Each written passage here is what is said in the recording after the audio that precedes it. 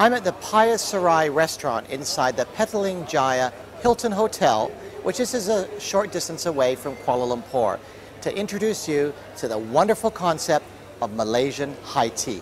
Let's go have a look inside.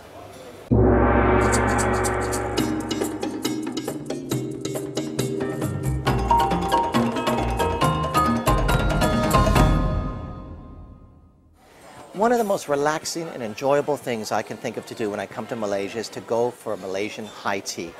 It's a tradition that I've enjoyed ever since I first came to this country in the early 80s. And it's a tradition that actually goes back to British time.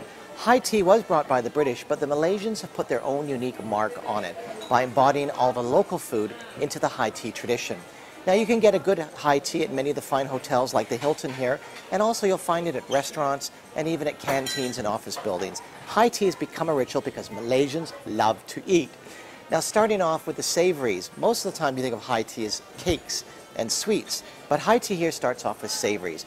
And I've got some Malaysian classics. I've got some nasi lemak, I've got coconut rice with some sambal and ikan bilis, which are little sardines. I've got a beautiful beef rendang or daging rendang, which is a dry coconut curry that's just remarkably tasty. I've also got an ayam masak ketchup, which is a chicken that's sort of deep fried and coated in a sweet dark soy sauce, but a bit of a bite to it as well. And a sour ikan pedas asam, which is a fish in a sour paste. There's a whole host of delicious savories. So this can actually be dinner for many people. It doesn't just have to be a snack, but of course, it's just another excuse to eat in Malaysia. Two of the nice things they do here at the Hilton is roti jala. Roti jala is basically wheat flour, egg, and water and salt. And it's put through a strainer, and it's basically done on a griddle. And in a circular motion, they basically make all these strands of batter that come out and form a lattice or lace of beautiful batter.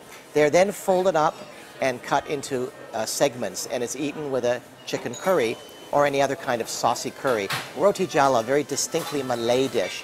They also have roti canai, which comes from the Indian influence. It's really a paratha, is what they'd call it in North India, a fluffy flatbread, which again is stretched out, flipped several times, so the air is all in those pockets, folded over to trap the air in, and it's then cooked on the griddle, so it's got nice and fluffy, and then cut up into pieces after it's puffed and pushed together. It's a traditional Indian dish here, and again served with a dal curry or another curry. So that's the savories. But don't forget the sweet tray. There are cakes upon cakes here at the Hilton's high tea display.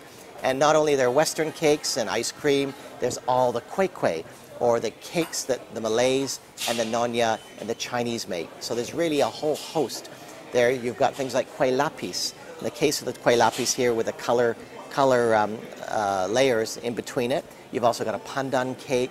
There's a whole host of tasty things, usually made with coconut, pandan, and gula melaka, brown sugar. They sound like they're very sweet, but they're actually quite rich and creamy. And of course, rice is a base as well. High tea is a wonderful experience, and one thing you mustn't miss out if you come to Malaysia. If you do come, you can go to a fine hotel or a simple high tea, but whatever you do, don't miss the experience. I'm Spicy Steve on the Asian Culinary Trail, enjoying high tea at the Petaling Jaya Hilton in Kuala Lumpur, Malaysia.